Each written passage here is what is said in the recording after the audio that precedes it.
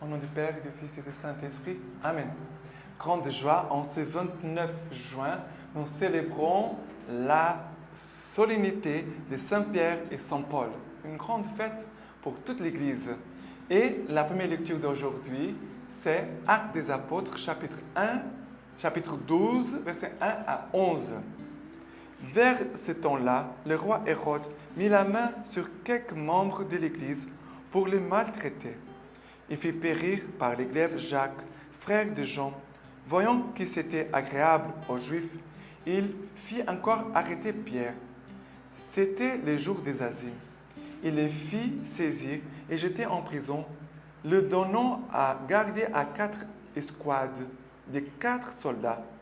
Il voulait le faire comparaître devant le peuple après la Pâque, tandis que Pierre était ainsi gardé en prison. La prière de l'Église s'élevait pour lui vers Dieu ardemment. Or, la nuit même, avant le jour où Hérode devait le faire comparaître, Pierre était endormi entre 2 soldats. 2 chaînes les liaient, et devant la porte, des sentinelles gardaient la prison. Soudain, l'ange du Seigneur survint et le cachot fut inondé de lumière. L'ange frappa Pierre au côté et le fit lever.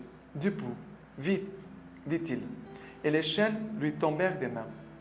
L'ange lui dit, alors, mets ta ceinture et chausse tes sandales. Ce qu'il fit. Et il dit encore, jette ton manteau sur tes épaules et suis-moi. Pierre sortit et les suivait. Il ne se rendait pas compte de ce qui fut vrai et ce qui se faisait par l'ange, mais se figurait avoir une vision. Ils franchirent ainsi un premier poste de garde, puis un second, et parvirent à la porte de fer qui donne sur la ville.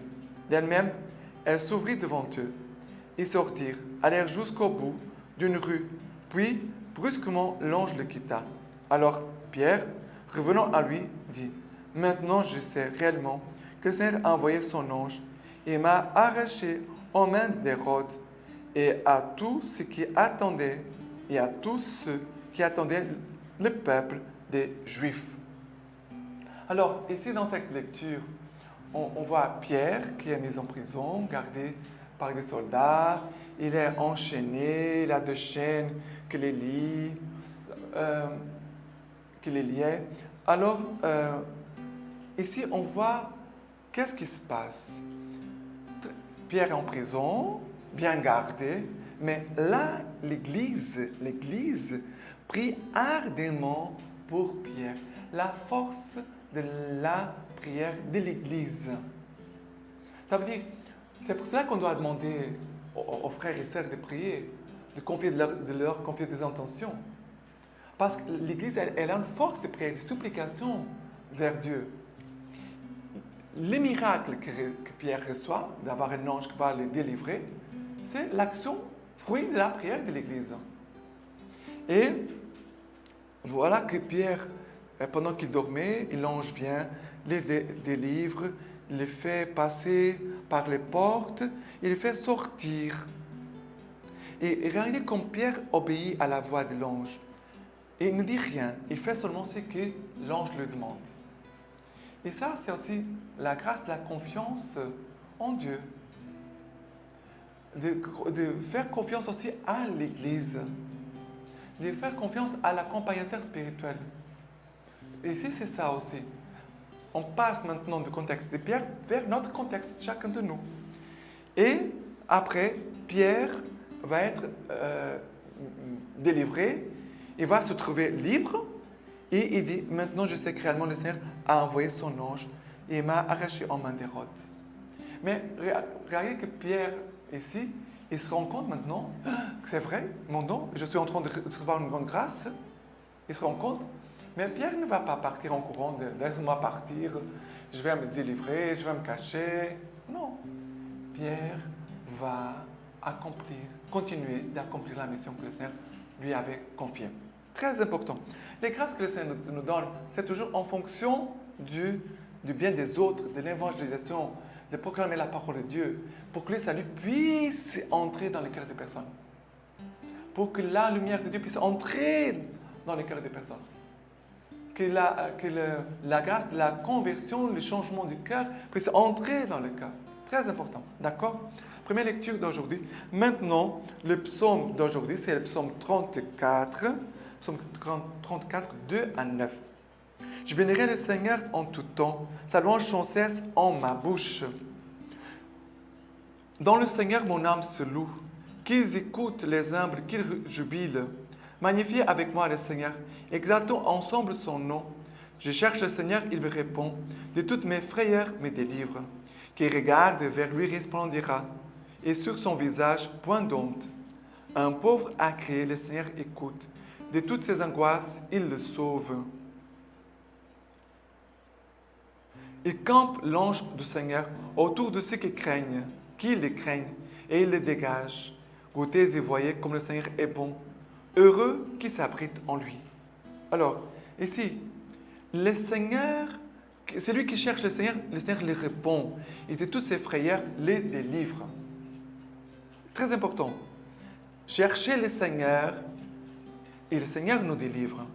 Regarde vers lui et tu resplendiras. Sur ton visage, point d'honte. Un pauvre crie, tu cries, le Seigneur t'écoute. Et de toutes tes angoisses, il te sauve. Ça, c'est pour nous. C'est pour nous. Et après, il va parler de l'ange qui accampe autour de ceux qui craignent le Seigneur et il les dégage. De vraiment demander à la présence de ton ange gardien, de remercier le Seigneur, ton ange gardien. Et c'est au ciel que nous allons voir vraiment, clairement, combien Dieu nous a aidés à travers notre ange gardien. Et demande toujours la présence, la protection de ton ange gardien. OK? Maintenant, la deuxième lecture d'aujourd'hui, c'est 2 Timothée, chapitre 4, versets 6 à 8, 17 à 18. Quant à moi, je suis déjà répandu en libation, et le moment de mon départ est venu. J'ai combattu jusqu'au bout le bon combat, j'ai achevé ma course, j'ai gardé la foi. Et maintenant, voici qui est préparé pour moi la couronne de justice, qu'en retour, le Seigneur me donnera en ce jour-là. Lui, le juste juge, et non seulement à moi, mais à tous ceux qui auront attendu avec amour son apparition. Le Seigneur, lui, m'a assisté et m'a rempli de force, afin que par moi, le message fût proclamé et qu'il parvint aux oreilles de tous les païens.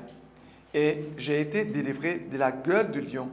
Le Seigneur me délivre de toute emprise perverse et me sauvera et en me gardant pour son royaume céleste. À lui la gloire dans tous les siècles des siècles. Amen. C'est très beau. La première lecture, on voyait l'action de Dieu dans la vie de Pierre.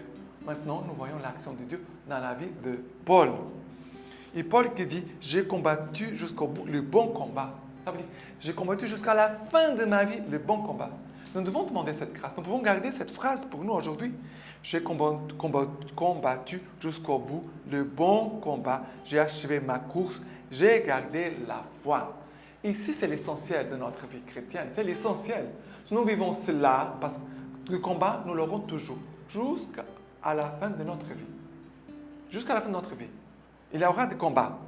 Mais, de dire, j'ai combattu le bon combat jusqu'au bout. J'ai achevé ma course et j'ai gardé la foi. Voilà une phrase très forte que nous pouvons vraiment l'apprendre et aider de la prier aujourd'hui, la prendre par cœur et que cette phrase puisse vraiment nous aider, surtout dans les moments difficiles. Il y a aussi cette phrase de Paul aussi qui dit « Le Seigneur me délivrera de toute emprise perverse et me sauvera en me gardant pour son royaume céleste. » C'est là le plus important.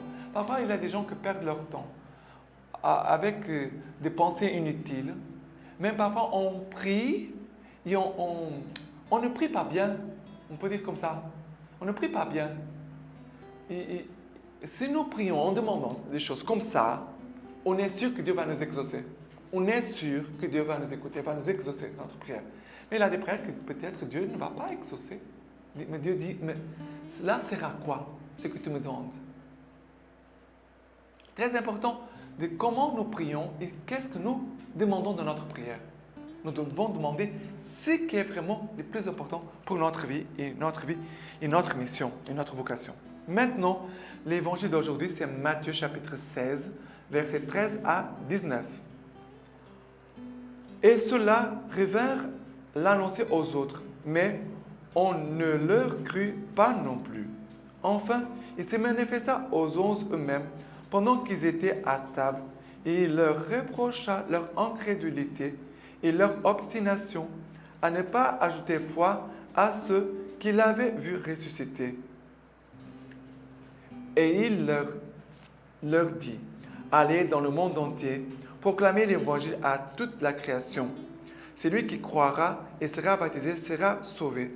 Celui qui ne croira pas sera condamné. Et voici les signes qui accompagneront ceux qui auront cru. En mon nom, ils chasseront les démons. Ils parleront en langue nouvelle. Ils saisiront des serpents. Et s'ils boivent quelque poison mortel, il ne leur fera pas de mal. Ils en poseront les mains aux infirmes et ceux-ci seront guéris. Qu'est-ce qui se passe ici aujourd'hui dans ce passage de l'Évangile? Jésus est en train de se manifester à ses disciples, même à ses apôtres. Et Jésus va leur reprocher leur incrédulité et leur obstination à ne pas ajouter foi à ceux qu'il avait vus ressusciter. Ça veut dire que Jésus il reproche à ses apôtres de ne pas avoir la foi en lui qui est ressuscité. C'est cela.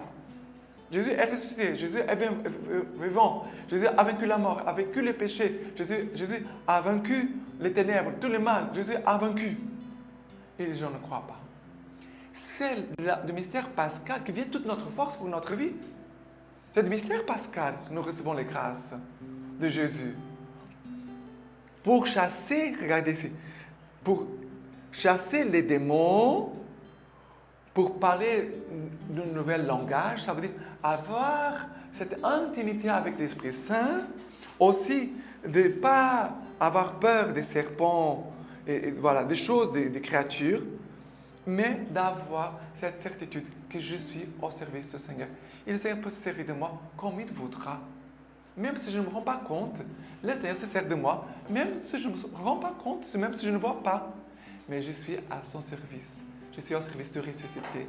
Ma vie, notre vie doit être une manifestation de Jésus vivant ressuscité. Et nous devons avoir cette intimité avec Jésus ressuscité. Nous devons avoir cette relation de faire une expérience personnelle avec Jésus vivant ressuscité. D'accord? Maintenant, la lecture patristique d'aujourd'hui de Saint Pierre et Saint Paul, c'est Homélie de Saint Augustin pour la fête des apôtres Pierre et Paul. Il nous dit ceci.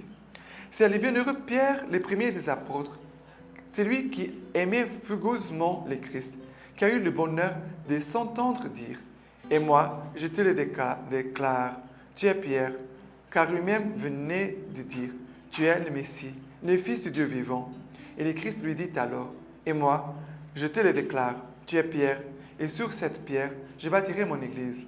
Sur cette pierre, je bâtirai la foi que tu viens de confesser, sur cette parole que tu viens de dire. Tu es le Messie, le Fils du Dieu vivant. Je bâtirai mon Église, car tu es Pierre. Le nom de Pierre vient de la pierre et non l'inverse. Et le nom de Pierre vient de la pierre, comme chrétien vient de Christ. Ainsi que vous le savez, le Seigneur Jésus, avant sa passion, choisit ses disciples et leur donna le nom d'apôtres. Parmi eux, c'est Pierre qui, presque en toutes circonstances, mérita de personnifier toute l'Église à lui seul. C'est parce qu'il personnifiait l'Église à lui seul qu'il a eu le bonheur de s'entendre dire « Je te donnerai les clés du royaume des cieux ». En effet, ce n'est pas un homme seul, mais l'Église, dans son unité, qui a reçu ces clés.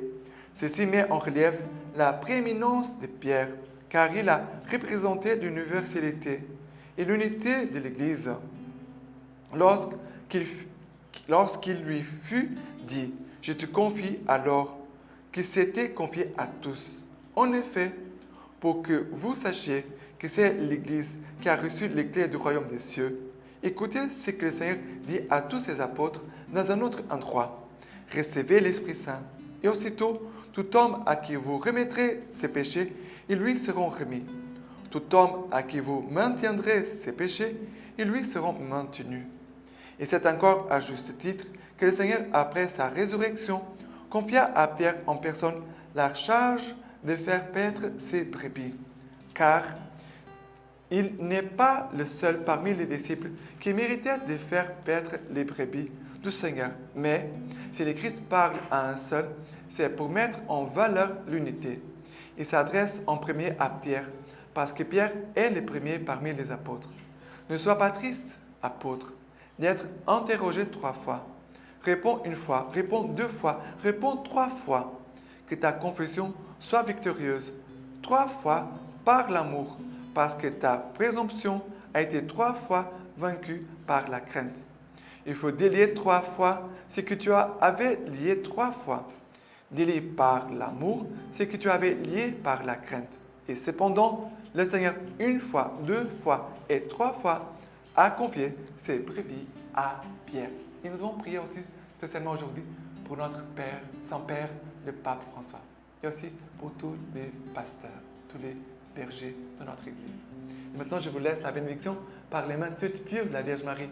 Que Dieu Tout-Puissant vous bénisse et garde, le Père, le Fils et le Saint-Esprit. Amen.